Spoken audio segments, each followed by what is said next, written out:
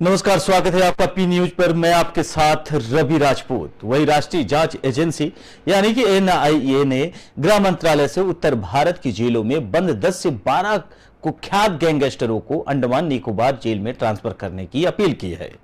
इस मसले पर गृह मंत्रालय के अधिकारियों और एनआईए के ऑफिसर्स के बीच लंबी चर्चा हुई है। एनआईए ने गृह मंत्रालय के अफसरों को कहा है कि कुछ चुनिंदा शातिर कैदियों को अंडमान निकोबार जेल में ट्रांसफर किया जाए। बता दें कि अंडमान निकोबार में कैद की सजा काफी सख्त मानी जाती है।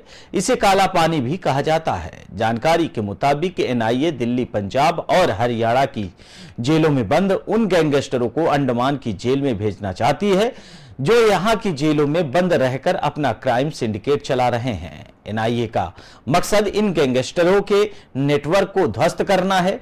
जानकारी के अनुसार एनआईए कुछ गैंगस्टरों को असम की डिब्रूगढ़ सेंट्रल जेल में भी भेजने के विकल्प में तैयारी कर रही है, और जहां फिलहाल वारिस पंजाब के प्रमुख यानी अमृतपाल सिंह और उनके सहयोगी मौजूद हैं। अमृतपाल पंजाब में कई मामलों का आरोपी है।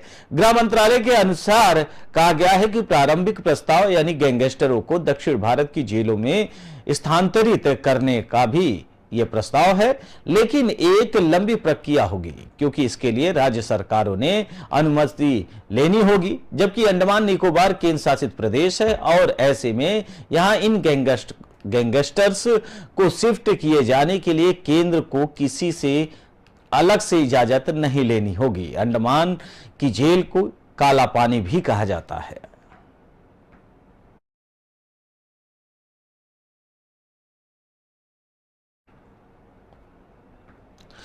बढ़ते हैं अगली खबर की ओर, जहां मणिपुर में जारी हिंसा के बीच मुख्यमंत्री एन बीरेन सिंह शुक्रवार को इस्तीफा देने वाले थे। हालांकि लोगों का उनकी सरकार के प्रति समर्थन देख उन्होंने अपना फैसला वापस ले लिया था।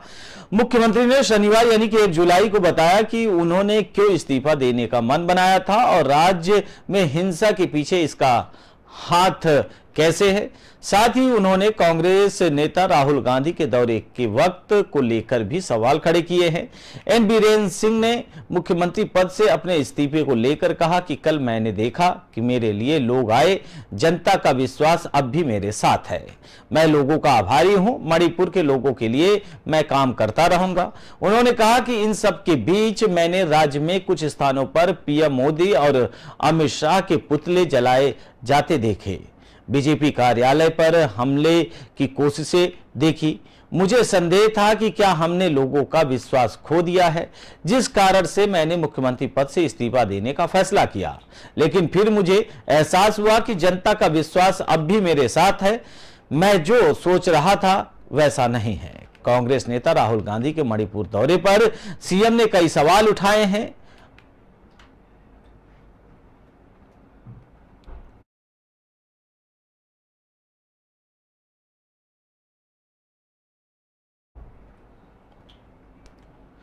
बढ़ते हैं अगली खबर की ओर, जहां दिल्ली के भजनपुरा इलाके में रविवार यानी आज सुबह सीआरपीएफ और दिल्ली पुलिस की निगरानी में एक हनुमान मंदिर और मजार को हटाया गया।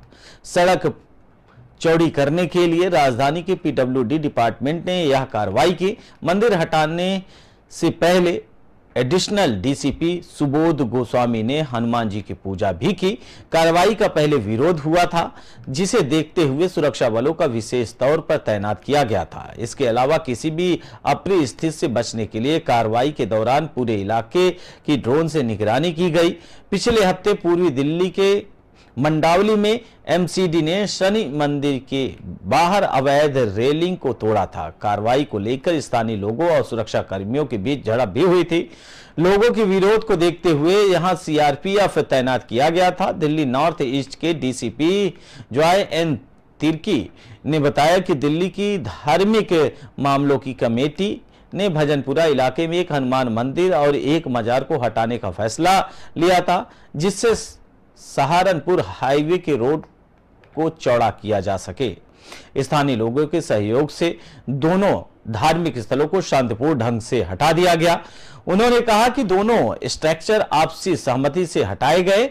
मंदिर के पुजारी ने खुद ही मूर्तियों की गाड़ी में रखा और दिल्ली में मंदिर मजार पर बुलडोजर फिर चला।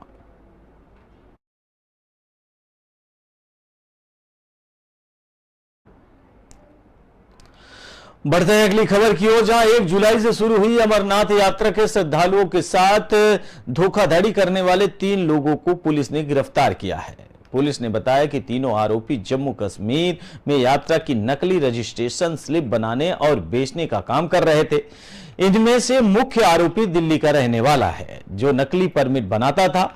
उसके 2 सहयोगी बस सेवा का इंतजार करने और श्रद्धालुओं के लिए मेडिकल सर्टिफिकेट तैयार करने का काम करते थे।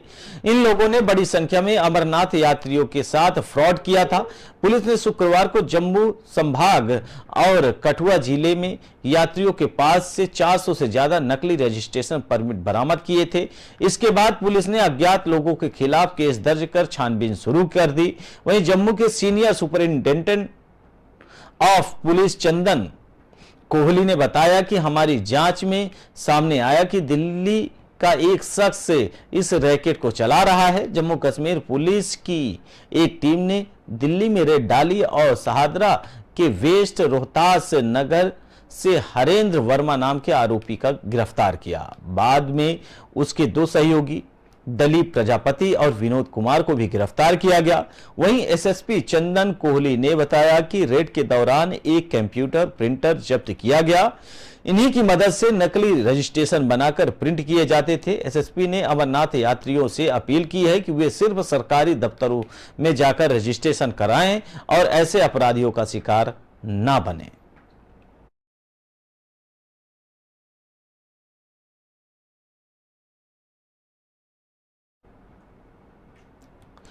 बढ़ते हैं अगली खबर की ओर, जहां कांवड़ यात्रा के मद्देनजर गाजियाबाद पुलिस ने वाहनों का रूट डायवर्जन प्लान जारी कर दिया है। 4 जुलाई से दिल्ली से देहरादून, सहारनपुर, बुलंदशहर की तरफ जाने वाले भारी मालवाहक वाहनों का रूट बदल दिया जाएगा। दिल्ली से कोई भी भारी वाहन लोनी होते हुए गाजियाबाद शहर के अंदर नहीं घुस पाएगा। ये सभी वाहन चौधरी चरण सिंह मार्ग का प्रयोग करते हुए दिल्ली से गाजियाबाद मंडी होकर यूपी गेट आएंगे और फिर NH 9 होकर गंतव्य को निकलेंगे। दिल्ली, मथुरा और बदरपुर की तरफ से दिल्ली होकर बुलंदशहर की ओर जाने वाले सभी भारी वाहन गाजियाबाद आकर ओखला बैराज, DND पुल व नोएडा में एंट्री करके नोएडा, ग्रेटर नोएडा एक्सप्रेस से नोएडा, कासना और श्यामनगर मंडी होते हुए सिकंदराबाद में GT रोड पर निकलेंगे। दिल्ली सहारनपुर मार्ग पर भारी वाहन बागपत की ओर से लोनी में प्रवेश नहीं कर सकेंगे।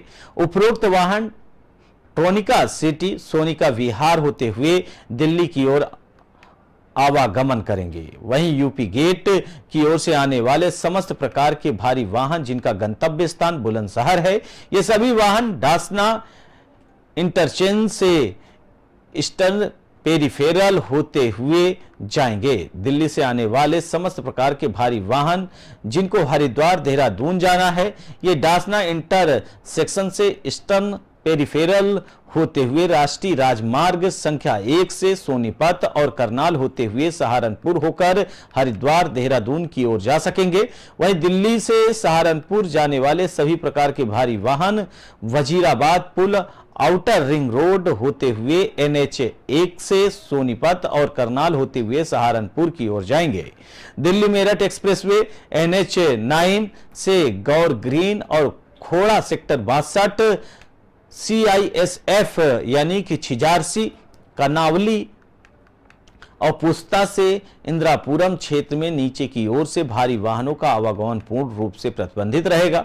वहीं NH 9 से संतोष मेडिकल, जल निगम टी पॉइंट से नई लिंक रोड होकर मेरठ तिराहा के लिए भारी वाहनों का आवागमन पूर्ण रूप से बाधित रहेगा।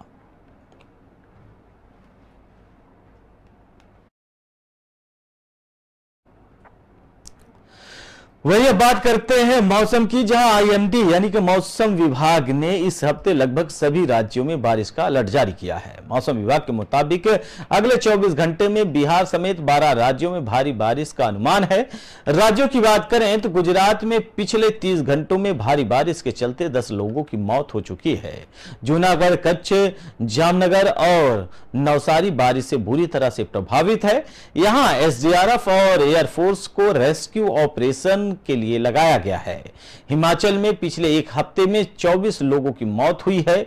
दिल्ली में एक ऑटो चालक की ड्रेनेज में गिरने से मौत हुई है। यानी कि इन 3 राज्यों में कुल 35 मौतें हो चुकी हैं। बिहार में रोहतास के इंद्रपुरी के पास सोन नदी के कटार बालू घाट पर पिछले 40 घंटे में 26 ट्रक फंसे हुए हैं। राजस्थान में जून में सामान्य से 3 गुना ज्यादा बारिश दर्ज की गई है, यानी कि 145.9 मिलीमीटर बारिश दर्ज की गई है। राज्य में अमूमन जून में 50.7 मिलीमीटर ही बारिश होती है। वहीं उत्तराखंड के चमोली में लैंडस्लाइड के चलते बद्रीनाथ हाईवे यानी कि NH7 बंद करना पड़ा है। वहीं हाईवे अथॉरिटी मलबा हटाने में जुटी है। इससे पहले 29 जून को भी लैंडस्लाइड की वजह से बद्रीनाथ हाईवे में 17 घंटे तक बंद रखा गया था।